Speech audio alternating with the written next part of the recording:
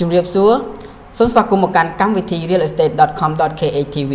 ខ្ញុំបាទឈ្មោះកុសលជាអ្នកសម្របសម្រួលនៅក្នុងកម្មវិធីនៅថ្ងៃនេះសូមបញ្ជាក់ថាថ្ងៃនេះយើងមានប្រធានបទមួយដែលយើងនឹងពិភាក្សាគ្នាប្រធានបទគឺយើងនិយាយអំពីប្លង់អចលនទ្រព្យនិងការផ្ទេរប្លង់នៅក្នុងប្រទេសកម្ពុជាហើយថ្ងៃនេះដែរយើងមានវាគ្មិនកិត្តិយសរបស់យើងគឺលោកជ្រឹកសុកងឹមលោកជ្រឹកសុកងឹមគឺជាអគ្គនាយករបស់ក្រុមហ៊ុន Century 21 មេគង្គបាទជំរាបសួរលោកបាទជាកិច្ចចាប់ផ្ដើមសូមលោកជួយណែនាំឈ្មោះនិងបទពិសោធន៍ការងារមួយចំនួនរបស់លោកនៅក្នុងវិស័យអចលនទ្រព្យមកឲ្យអ្នកស្ដាប់របស់យើងបងបាទសូមអរគុណទូនៃ Realestate.com.kh ដែលបានផ្ដល់ឱកាសឲ្យខ្ញុំមកទៅជែកពិភាក្សាពាក់ព័ន្ធទៅនឹងវិស័យអចលនទ្រព្យនៅក្នុងប្រជាជាតិកម្ពុជាយើងជាពិសេសនៅក្នុងរាជធានីភ្នំពេញយើងតែម្ដងខ្ញុំបាទឈ្មោះជ្រឹកសុកនេះគឺជាអគ្គនាយកនៃក្រុមហ៊ុន Century 21 មេគង្គដែលមានឯកទេសទៅលើការទិញលក់ជួលអចលនវត្ថុជាពិសេសគឺទិញផ្ទះនៅក្នុងបរិយាដីធ្លីហើយនឹងធ្វើការប្រឹក្សាយោបល់ពាក់ព័ន្ធផ្នែកអចលនវត្ថុខ្ញុំមានបទពិសោធន៍នៅលើវិស័យនេះ13ឆ្នាំមួយមកហើយដែលជួយសម្របសម្រួលនៅក្នុងការទិញលក់អចលនវត្ថុហើយនឹងធ្វើការផ្ដល់ប្រឹក្សាជូនអតិថិជនទាំងអ្នកលក់អ្នកទិញដើម្បីឲ្យគាត់ទទួលបាននៅការទិញលក់ប្រកបទៅដោយចីរភាពសុវត្ថិភាពហើយនឹងទទួលបាននៅចំណូលខ្ពស់ពីការវិនិយោគបាទលោកសុកងឹមបើសិនជាយើងក្រឡេកទៅមើលទីផ្សារអចលនទ្រព្យកម្ពុជានៅពេលបច្ចុប្បន្ននេះយើងឃើញថាពិតជាមានកំណើនច្រើនទាំងការទិញការលក់ទាំងការជួល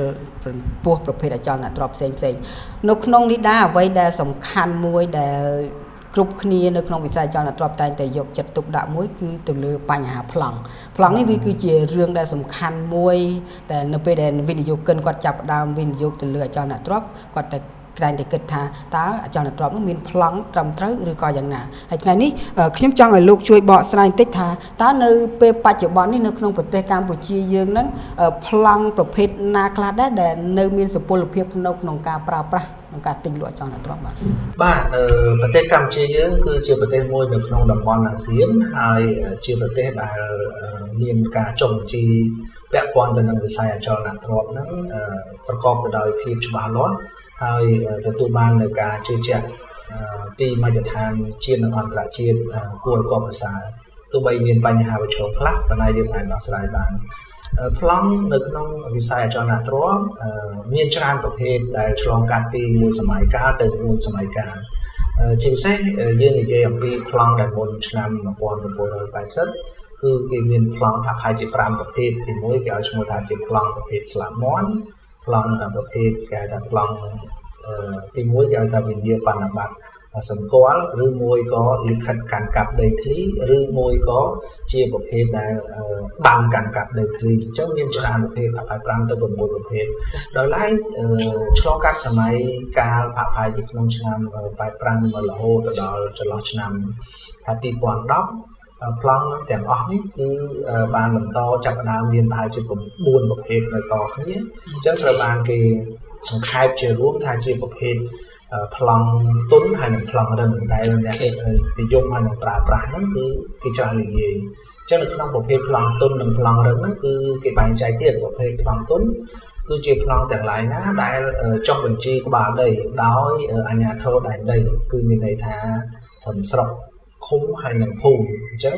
ប្រភេទដែលចុះបញ្ជីដោយស្រុកភូមិឃុំគេឲ្យឈ្មោះថាជាប្រភេទប្លង់ទុនប្រភេទប្លង់ទុននេះគឺជាប្រភេទប្លង់ដែលមិនទាន់បានចុះបញ្ជីនៅក្នុង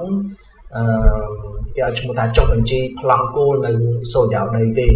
ជាប្លង់គោល Master Plan របស់រដ្ឋអត់ទាន់ចុះបញ្ជីដោយទទួលស្គាល់ត្រឹមអាជ្ញាធរដែនដីទី2ទៀតគេឲ្យឈ្មោះថាប្លង់រឹងអញ្ចឹងប្លង់រឹងដែលនិយមភាសាសាមញ្ញទូទៅគឺនិយាយថាប្លង់រឹងគឺមានច្រើនប្រភេទពាក់ព័ន្ធទៅនឹងប្រភេទប្លង់ហ្នឹងដូចជាមានគេឲ្យឈ្មោះថាប្លង់ដាច់បេះដូងប្លង់ដាច់បេះដូងគឺជាប្រភេទប្លង់ទាំងឡាយណាដែលតំបន់នោះមិនត្រូវបានចុះជាប្រព័ន្ធអញ្ចឹងប្រភេទដែលមិនទាន់បានចុះជាប្រព័ន្ធគេធ្វើថាប្លង់រឹងម្នាក់ឯងគេឲ្យឈ្មោះថាប្លង់ដាច់បេះដូងជាប្រភេទបែបហ្នឹងទី2ទៀតគេឲ្យឈ្មោះថាប្លង់ចុះជាប្រព័ន្ធអញ្ចឹងប្រភេទប្លង់ចុះជាប្រព័ន្ធយើងចុះរួមគ្នាតែម្ដងអញ្ចឹងគាត់មានប្រភេទគម្រោងក្បាលដីហើយនឹងអលម៉ាភាគគ្នាអញ្ចឹងប្រភេទដែលប្លង់ចុះជាប្រព័ន្ធហើយនឹងប្រភេទប្លង់មួយទៀត ដែលនៅតែមានសុពលភាពមកដល់រាល់ថ្ងៃហ្នឹងគឺប្រភេទប្លង់ស្លាប់មាត់នៅក្នុងតំបន់ខ្លះនៅតែប្រើប្រាស់ប្លង់ស្លាប់មាត់ហ្នឹងដដែលប្រភេទដែលនៅសម័យយើងដែលប្រើគឺវិញ្ញាបនបត្របញ្ជាក់អចលនវត្ថុឬក៏វិញ្ញាបនបត្រសម្គាល់អចលនវត្ថុអាហ្នឹងគឺជាប្រភេទដែលទម្រង់កណ្ដាស់ប្រឈរដែលគេមិនត្រូវបានសូវឃើញទេក្នុងពេលបច្ចុប្បន្នហើយប្រភេទប្លង់មួយទៀតនៅក្នុងពេលចាប់ផ្ដើមពីឆ្នាំ2010មកដល់បច្ចុប្បន្ននេះប្រភេទប្លង់ត្រូវបានបែងចែកជាប្រភេទផ្សេងៗសំខាន់ផ្សេងៗគ្នាដូចជាប្រភេទប្លង់ទុននៅដដែលមួយទៀតប្រភេទប្លង់អលម៉ាឲ្យឈ្មោះថាជាប្រភេទប្លង់ជាប្រព័ន្ធមួយទៀតគេឲ្យឈ្មោះថាជាប្រភេទប្លង់បំបីក្បាលដីប្លង់បំបីក្បាលដីគឺមានតែគេបំបីដោយដុំជាពិសេសគឺផ្ទះល្វែងតែហ្នឹងគឺគេប្រើប្រភេទប្លង់បំបីក្បាលដីតម្រង់នៅក្នុងប្លង់មួយទៀតគេឲ្យឈ្មោះថាជាវិញ្ញាបនបត្របញ្ជាក់អចលនវត្ថុអាហ្នឹងប្រភេទប្លង់កណ្ដាស់ប្រឈរអញ្ចឹងប្រភេទប្លង់ដែលសេសសល់ពីជំនាន់មុនអញ្ចឹងទាំងអស់នេះគឺជាត្រូវបានគេប្រើប្រាស់ឲ្យពេញនិយមក៏ប៉ុន្តែយើងនៅមានប្រភេទប្លង់ special មួយទៀតជាពិសេសមួយទៀតគេឲ្យឈ្មោះថាជាវិញ្ញាបនបត្រដែលជាប្រភេទប្លង់ដីសម្បទានអញ្ចឹងឧទាហរណ៍ថាcondo អីចឹងគាត់ជាប្រភេទប្លង់សហកម្មសិទ្ធិអញ្ចឹងប្រភេទប្លង់ហ្នឹងគឺគាត់អត់មានសម្គាល់ទៅលើដីធ្លីទេគឺគាត់ប្រភេទប្លង់ជាសហកម្មសិទ្ធិហ្នឹងគឺគាត់មានសិទ្ធិតែនៅលើ condo នៅលើ unit របស់ពួកគាត់ទេអញ្ចឹងជាប្រភេទសហកម្មសិទ្ធិហើយប្លង់មួយទៀតគេឲ្យឈ្មោះថាដីសម្បទានរបស់រដ្ឋអញ្ចឹងប្រភេទដីសម្បទានរបស់រដ្ឋហ្នឹងក៏ជាឯកសារតម្កល់អាចជាប្លង់រឹងក៏ប៉ុន្តែជាដីសម្បទានគាត់អាចជួលចេញពីរដ្ឋនៅក្នុងរយៈពេលដែលបានកំណត់ណាមួយឬមួយក៏ប្រភេទដីសម្បទានដែលជួលហ្នឹងអាចទៅជាផ្ទះល្វែងឬក៏ជាគម្រោង condo អាស្រ័យទៅលើប្រជែករបស់ពួកគាត់ប៉ុន្តែគេបាននិយាយថាជាដីប្រភេទបានកម្មសិទ្ធិសហកម្មសិទ្ធិដោយដីហ្នឹងគឺជាកម្មសិទ្ធិរបស់អ្នកផ្សេងហើយវាមានសហរួមគ្នាក៏ឈ្មោះជាសហកម្មសិទ្ធិអញ្ចឹងប្រភេទបានកម្មសិទ្ធិនេះមានច្រើនណាវាលើសពីហ្នឹងទៅទៀតដែលនៅតែត្រូវបានប្រើប្រាស់នៅក្នុងដល់ពេលបច្ចុប្បន្ននេះជាពិសេសនៅម្ដុំទឹកខ្មៅអីគឺការនិយមប្រើប្រាស់ប្លង់ប្រភេទប្លង់កតុយត្រីអីនៅតែមានដោយសារដីមួយចំនួនធំហ្នឹងគាត់ម្ចាស់អចលនវត្ថុហ្នឹងគាត់បានកាន់កាប់តាំងពីចំនួន80អីមកអញ្ចឹងវាបន្តមករហូតដល់ថ្ងៃនេះបាទ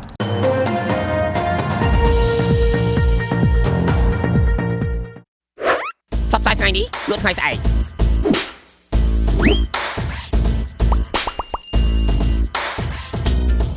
Realestate.com.kh គេហាក់ទំព័រផ្សព្វផ្សាយចលនាទ្រព្យលេខ1នៅកម្ពុជា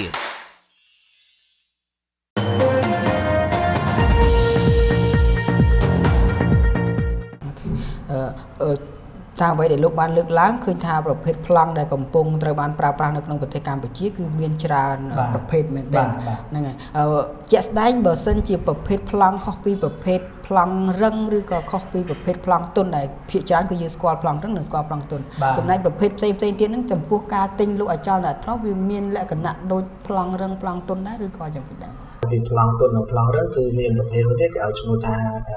ប្រភេទconcession land មានន័យថាជាដីសម្បទានរបស់រដ្ឋអាហ្នឹងក៏ជាប្រភេទប្លង់មួយផ្សេងទៀតដែរវានៅតែបន្តការទទួលស្គាល់ដោយរាជរដ្ឋាភិបាលតាមស្ថាប័នក្រសួងដែនដីនគរ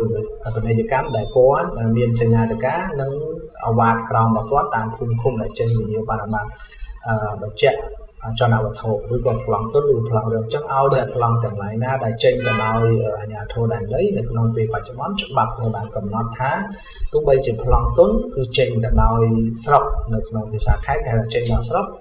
សញ្ញាដោយស្រុកនោះវានៅតែមានសុពលភាពដើម្បីបញ្ជាក់ថាវាគឺជាបានកម្មសិទ្ធិស្របច្បាប់នៅក្នុងប្រជាជាតិកម្ពុជាយើងដោយឡែកសម្រាប់ដីជាគេឲ្យឈ្មោះថាជាសម្បទានសេដ្ឋកិច្ចគឺត្រូវបានសញ្ញាឬក៏ចុះហត្ថលេខាដោយនាយករដ្ឋមន្ត្រីគេឲ្យឈ្មោះថាជាដីសម្បទានសេដ្ឋកិច្ចជាទីបំផុតគឺនាយករដ្ឋមន្ត្រីអញ្ចឹងរាល់តែអ្នកណាតែកាន់កាប់ប្រភេទបានទាំងអស់ហ្នឹងឬក៏ជាលក្ខណៈដែលចុះហត្ថលេខានៅក្នុងដីសម្បទានសេដ្ឋកិច្ចនោះនៅតែមានសុពលភាពសម្រាប់ប្រើប្រាស់ដែរបាទអរគុណច្រើនខ្ញុំចង់ឲ្យលោកបន្ថែមទៅលើពាក់ព័ន្ធជាមួយជុំវិញការទិញលក់វិញម្ដងផ្ដោតសំខាន់ទៅលើការទិញលក់ជាធម្មតាយើងឃើញថាការទិញលក់មានច្រើនហើយអ្នក អ្នកដែលលក់អចលនទ្រព្យហ្នឹងតែងតែអាងថាមានប្លង់រឹងឬក៏មានត្រឹមតែប្លង់ណាមួយផ្សេងដើម្បីមានការទិញលក់នៅក្នុងហ្នឹងបើសិនជាករណីអតិថិជនគាត់ចង់ទៅទិញអញ្ចឹងគាត់ចង់ដឹងថាតើប្លង់ហ្នឹងជាប្លង់ពិតប្រាកដដែរឬក៏អត់តើគាត់ត្រូវមើលទៅលើអីគេខ្លះនេះឲ្យដឹងថាប្លង់ជាប្លង់ពិតប្រាកដជារួមតាមនៅក្នុងប្រទេសកម្ពុជាជាពិសេសនៅរាជធានីភ្នំពេញការទិញលក់អចលនវត្ថុយើងត្រូវបានធ្វើតាមនិយមបច្ចេកទេសឬក៏ធ្វើតាមទម្លាប់តគ្នាអញ្ចឹងប្រភេទទម្លាប់តគ្នាជាទូទៅគាត់មិនសូវបានទៅផ្ដោតអារម្មណ៍សំខាន់ទៅលើប្លង់ហ្នឹងទេដែលគាត់ជឿជាក់ប្រភេទដែលគាត់ទិញលក់តគ្នាតែគាត់ដឹងគាត់ស្គាល់ប្រវត្តិអញ្ចឹងមិនសូវមានហានិភ័យទេប៉ុន្តែការទិញលក់មួយចំនួនប្រឈមនឹងហានិភ័យនៅពេលណាដែលគាត់ទៅទិញនៅតំបន់ផ្សេងឧទាហរណ៍ដីហ្នឹងគឺត្រូវបានជាប់ជាដីរបស់រដ្ឋឬមួយក៏ជាដីជាប់បឹងឬក៏អីបន្ថែមតទៀតលើកការ៉េខ្វះការ៉េហ្នឹងគឺជាភាពប្រឈមរបស់ពួកគាត់ដែលពិបាកនឹងធ្វើការផ្ទេរកម្មសិទ្ធិអញ្ចឹងដើម្បីឲ្យអាចដឹងយល់ច្បាស់សម្រាប់ទស្សនៈផ្ទាល់ខ្លួនរបស់ខ្ញុំគិតថាអ្នកលក់ឬក៏អ្នកទិញគួរណាស់តែយល់ឬក៏អាចពឹងពាក់ទៅលើភ្នាក់ងារអចលនវត្ថុដើម្បីអាចឲ្យពួកគាត់ប្រឹក្សាយោបល់ខ្ញុំគិតថាប្រឹក្សាយោបល់វាមិនមែនជារឿងដែលយើងសិតតែចំណាយប្រាក់ពេលនេះទេដែលយើងមើលឃើញទេសិតតែចំណាយប្រាក់នោះទេជួនពេលខ្លះការប្រឹក្សាយោបល់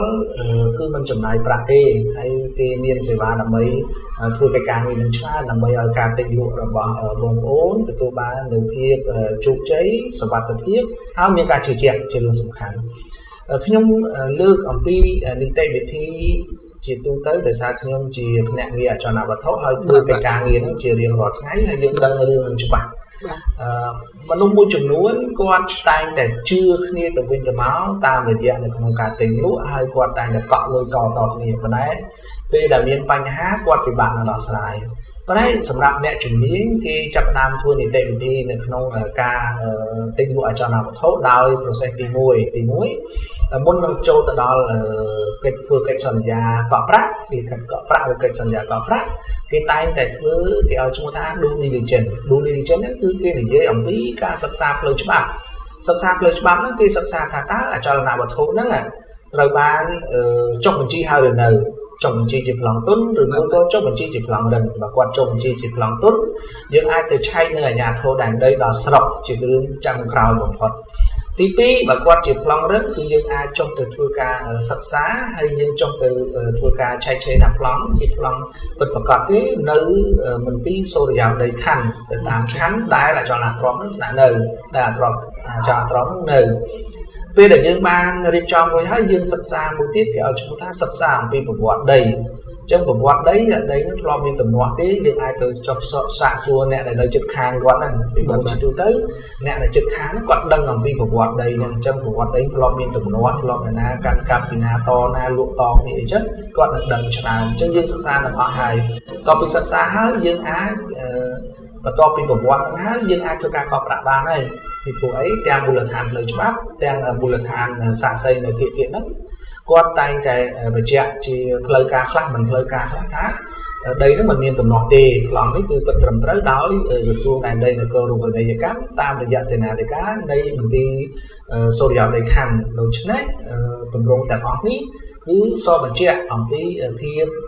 ត្រឹមត្រូវស្របច្បាប់ដូច្នេះយើងនិយាយអំពីការសម្របសម្រួលផ្លូវច្បាប់មួយទៀតគឺយើងធ្វើលិខិតកក់ប្រាក់ឲ្យបានការឯកភាពគ្នាអញ្ចឹងគេកក់លើកទី1ចំនួនប្រមាណលក់ក្នុងតម្លៃប៉ុណ្ណាហើយសន្យាថានឹងធ្វើកិច្ចសន្យាទិញលក់ពេញនៅពេលណាខែណាឆ្នាំណាអញ្ចឹងនេះគឺជាមូលដ្ឋានដើម្បីធ្វើការងារ process ឲ្យវាទទួលបានភាពជោគជ័យបាទ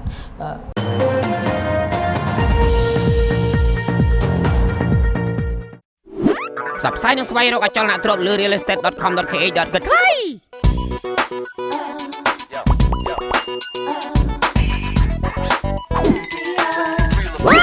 គេហាក់ទំព័រអចលនទ្រព្យលេខ1នៅប្រទេសកម្ពុជា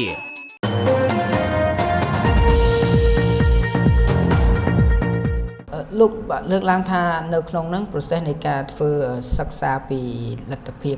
ផ្នែកច្បាប់ទៅលើប្លង់ហ្នឹងគឺមានតាក់ទងដល់ក្រសួងឬក៏ត្រឹមថ្នាក់ឃុំឬក៏សង្កាត់ដែលដី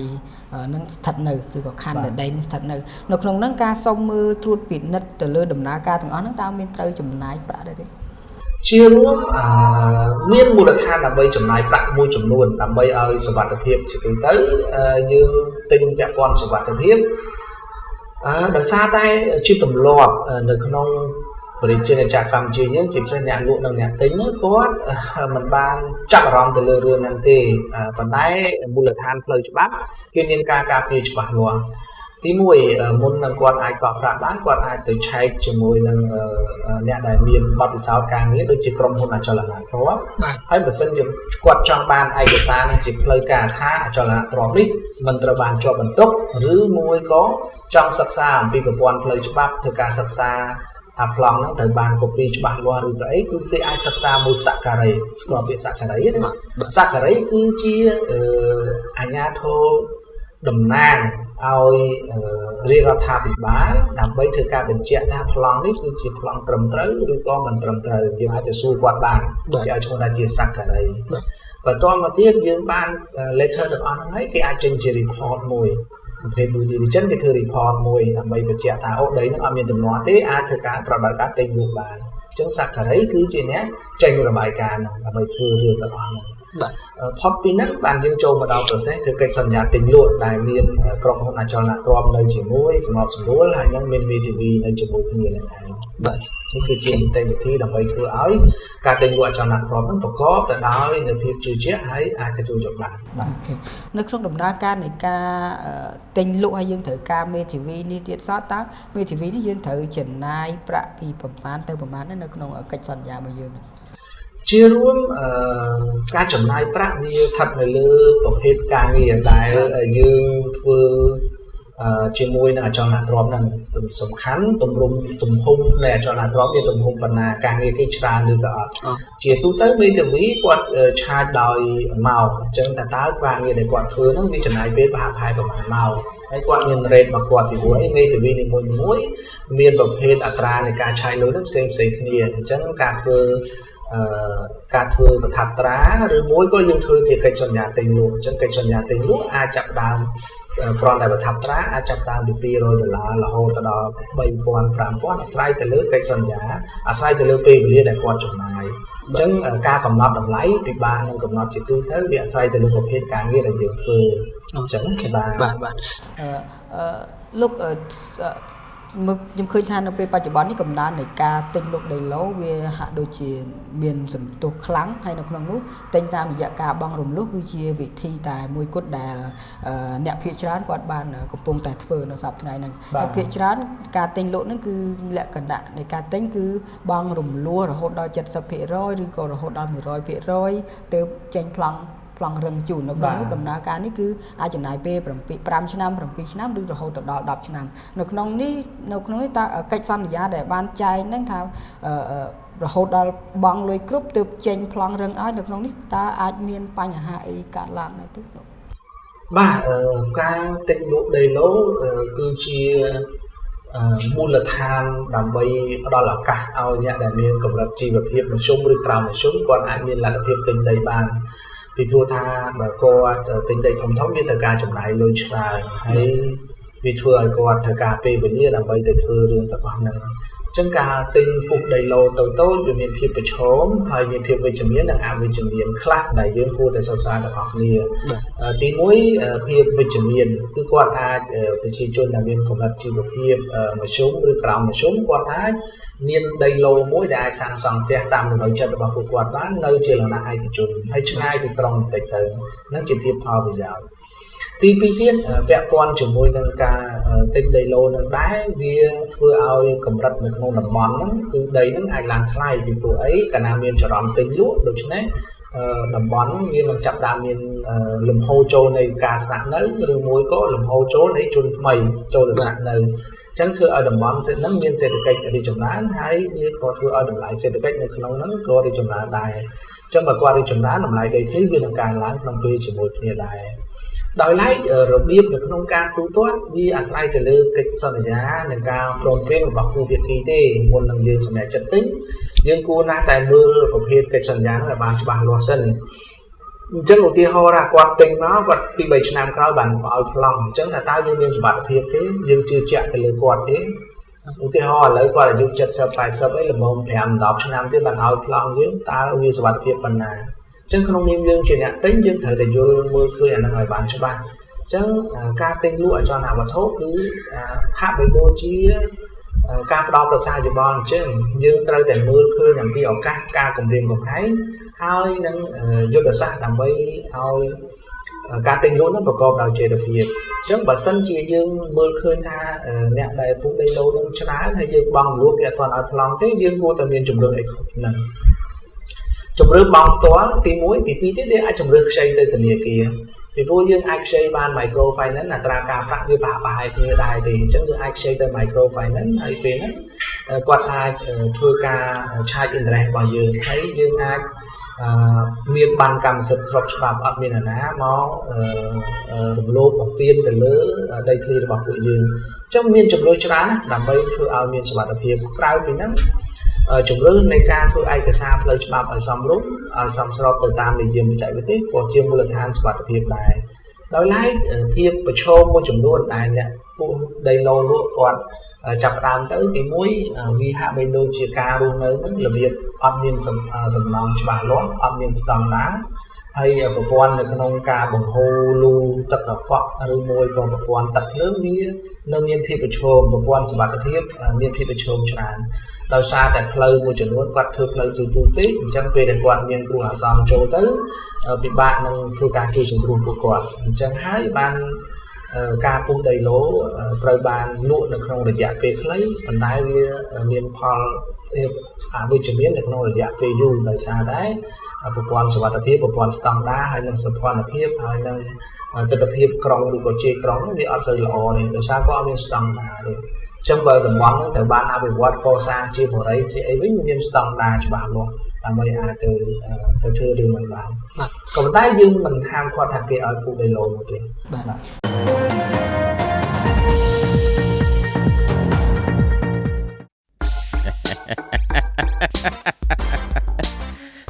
ទីហៅទំព័រអចលនទ្រព្យ Realestate.com.kh ជាជំរើសទី1សម្រាប់ម្ចាស់ដីផ្ទះខុនដូដាក់លក់ឬជួល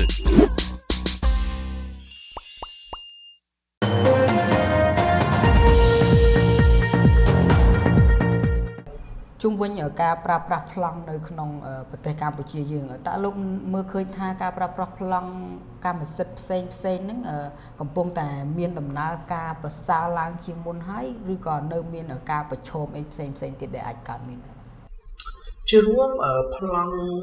វិញ្ញាបនបត្រនៅក្នុងប្រជាជាតិកម្ពុជាយើងมันមានបញ្ហាទេតាមពីដើមមករហូតដល់ពេលនេះហើយកំពុងតែធ្វើការកែលម្អជាលំដាប់ជាក់ស្ដែងដូចជានៅពេលចុងក្រោយនេះប្លង់អចលនវត្ថុគឺត្រូវបានរៀបចំដោយចុះបញ្ជីជាបេក្ខភាពច្បាស់លាស់ជាម្ចាស់កម្មសិទ្ធិច្បាស់លាស់និងមាន QR code ទៀតអញ្ចឹងយើងប្លង់ប្រភេទថ្មីចុងក្រោយគាត់ scan QR code ទៅ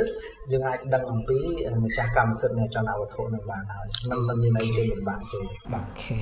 នៅក្នុងហ្នឹងការចំណាយនៅក្នុងនោះការចំណាយនៃការផ្ទេរប្លង់តើត្រូវចំណាយប្រមាណណាជារួមយើងនៅក្នុងវាមានកំណត់នៅក្នុងបារ៉ែនរបស់រាជរដ្ឋាភិបាលយើងនៅពាក់ព័ន្ធនឹងការចំណាយវាអត់មានជាការកំណត់អីច្បាស់លាស់នោះទេដោយសារតែវាអាស្រ័យទៅលើប្រភេទដែលសេវាកម្មដែលយើងធ្វើបូកជាមួយនឹងការបង់ពន្ធអញ្ចឹងជាទូទៅប្រភេទប្រហាក់ប្រហែលដែលយើងមើលឃើញវាអាស្រ័យទៅលើគូភាគីដែលគាត់ចង់បានប្រភេទប្លង់ទេគាត់យកសេវាធម្មតាសេវាលឿនបំផុតឬមួយក៏យ៉ាងដូចនេះវាអាស្រ័យទៅលើការជជែកគ្នាដោយសារសេវារដ្ឋរបស់យើងគឺ45ថ្ងៃថ្ងៃធ្វើការអញ្ចឹងប្រភេទដែលនោះគឺមិនត្រូវបានអស់ប្រាក់ច្រើនទេតិចបំផុតជាងបាទប៉ុន្តែបើសិនយើងចង់បានលឿនជាងនឹងអីណាវាគឺជាការទៅជែកវិភាសាគ្នាដើម្បីជួយសម្រួលកិច្ចការងារវាមិនមានកំណត់នៅលើទីផ្សារទេបាទអញ្ចឹងសម្រាប់សេវាលេខាផ្ទេរប្លង់ពីម្ចាស់មួយទៅម្ចាស់មួយវិញ ជារួមចេះខ្ញុំនិយាយអំពីនីតិវិធីនៅក្នុងការធ្វើការ transfer ប្លង់អ្វីទៅជានីតិវិធីមានតែច្បាប់ឬក៏ជាទម្លាប់ដើម្បីធ្វើការផ្ទេរបានកម្មសិទ្ធិអចលនវត្ថុទី1យើងត្រូវតែយល់ដឹងថាប្រភេទប្លង់ដែលយើងត្រូវធ្វើនោះជាប្រភេទប្លង់ទុនឬមួយក៏ប្លង់រឹងអញ្ចឹងបើសិនជាប្លង់ទុនការចុះបញ្ជីចុងក្រោយបំផុតនៅត្រឹមអាជ្ញាធរដែនដីគឺនៅត្រឹមស្រុកបើសិនជាប្រទេសបើសិនបើជាខេត្តសន្ទុះបើសិនក្រុងគេឲ្យឈ្មោះថាខណ្ឌចូលដល់ម្ដងខណ្ឌអញ្ចឹង process វាគឺទី1ក្នុងពេលបច្ចុប្បន្ននេះគឺដើម្បីនៅជៀសវាងនៅបញ្ហាទំនាស់នីតិវិធីដើម្បីរៀបចំការផ្ទេរបានកម្មសិទ្ធិទី1យើងត្រូវមានឯកសារបំពេញដើម្បីបញ្ជាក់នៅបានកម្មសិទ្ធិហ្នឹងនៅពាក្យស្នើសុំចុះបញ្ជីអចលនវត្ថុពាក្យស្នើសុំដើម្បីធ្វើការវាស់វែងពាក្យស្នើសុំដើម្បីរៀបចំសុំដីកាបង់ពន្ធអញ្ចឹងបានដីកាបង់ពន្ធផុតពីដីកាបង់ពន្ធហើយគេចាប់ផ្ដើមបញ្ជូនទៅចៅហ្វាយស្រុកឬមួយក៏ប្រធានខណ្ឌដើម្បីធ្វើការចុះហត្ថលេខាទៅលើបានកម្មសិទ្ធិនោះបើសិនបើកម្មសិទ្ធិនោះជាប្លង់ទុននេះគឺជានីតិវិធីដើម្បីធ្វើដោយឡែកបើសិនបើប្លង់នោះជាប្លង់រឹងអញ្ចឹងនីតិវិធីដើម្បីចុះទី1គឺគេត្រូវអ្នកលក់និងអ្នកទិញត្រូវផ្តិតមេដៃនៅមុខគ្នាដើម្បីផ្តិតនៅលើមេដៃលើការលក់ផ្ដាច់លិខិតលក់ផ្ដាច់ហើយសូរិយោដីធ្វើការដំណើរការនៅក្នុងការផ្ទេរបានកម្មសិទ្ធិដោយចុះទៅអាជ្ញាធរដែនដីចុះទៅភូមិឃុំដើម្បីឲ្យគាត់សម្គាល់អំពីអចលនវត្ថុកំណត់នៅក្នុងការវាស់វែងឡើងវិញនៃអចលនវត្ថុហើយទី3យើងសរសេររបាយការណ៍វាស់វែងនិងបំពេញនៅឯកសារទម្រង់ដើម្បីធ្វើការសុំដីកាបង់ពន្ធផុតពីហ្នឹងអនុញ្ញាតឲ្យនាយកដ្ឋានបច្ចេកទេសដើម្បីធ្វើការកាត់ឈ្មោះជូនអ្នកលក់និងអ្នកទិញបាទអ្នកទិញចុងក្រោយបំផុតបាទនេះគឺជានីតិវិធីដើម្បីធ្វើបានអចលនវត្ថុហើយប្លង់រឹងត្រូវបានកាត់ចុងក្រោយបំផុតនៅមន្ទីរដែនដីនគររូបនីយកម្មបាននៅក្នុងរាជធានីភ្នំពេញគេឲ្យឈ្មោះថាមន្ទីរដែនដីនគររូបនីយកម្មក្រុងបាទអូខេបាទអញ្ចឹងសម្រាប់ការផ្ទេរប្លង់នេះទាំងប្លង់រឹងនិងប្លង់ផ្ទុនកាលណាផ្ទេរទៅម្ចាស់ថ្មីមួយទៀតបងបានលើកឡើងពីដំណើរការចំពោះតម្លៃសេវាកម្មរបស់វាហ្នឹងគឺប្រមាណដែរបងតម្លៃសេវាកម្ម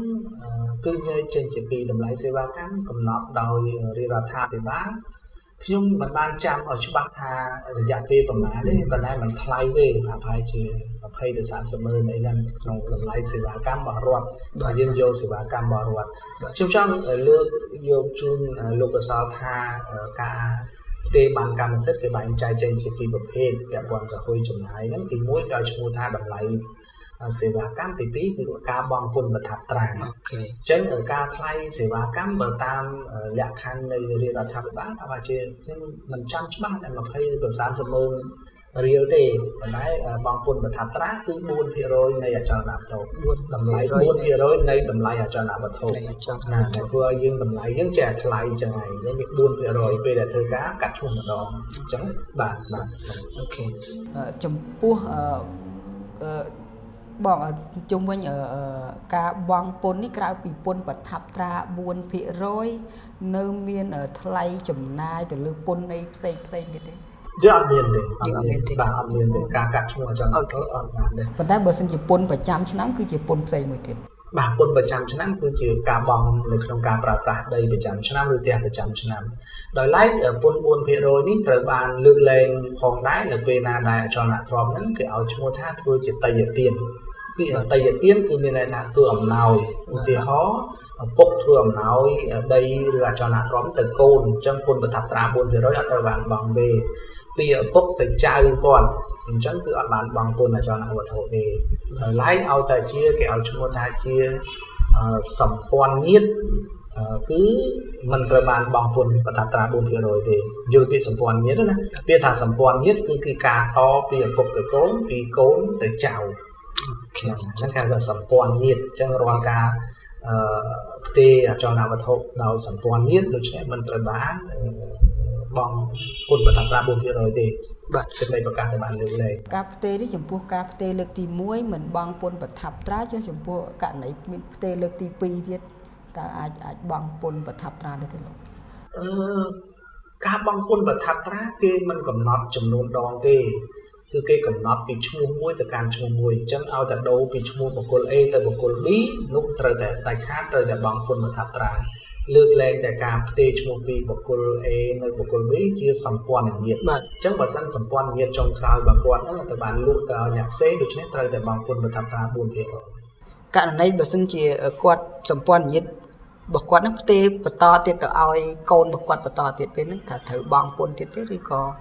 នៅតែអត់បង់ពន្ធដដែល អត់បង់ពន្ធទេ នៅអត់បង់ពន្ធដដែល បាទ អូខេ ដោយសារគាត់ចៅទៅចំនួនទៀតអញ្ចឹងល្មមតពីកូនតពីឪពុកទៅចៅពីចៅទៅចៅទួទៀតវាត្រូវការពេលច្រើន បាទ 10ទៅ10ឆ្នាំអញ្ចឹងវាត្រូវការពេលយូរ អូខេបាទសូមអរគុណច្រើនចំពោះការចំណាយពេលរបស់បងក្នុងការផ្ដល់ព័ត៌មានទាក់ទងជាមួយនឹងប្លង់អចលនទ្រព្យនៅកម្ពុជាក៏ដូចជាដំណើរការនៃការផ្ទេរប្លង់យើងសង្ឃឹមថាព័ត៌មាននេះនឹងអាចជាប្រយោជន៍សម្រាប់អ្នកដែលចង់ដឹងថាតើការចង់ដឹងពីព័ត៌មាននៃការប្រើប្រាស់ប្លង់នៅក្នុងប្រទេសកម្ពុជាក៏ដូចជាដំណើរការនៃការផ្ទេរប្លង់ថាតើមានលក្ខណៈយ៉ាងណាបាទសូមអរគុណច្រើនសូមជម្រាបលា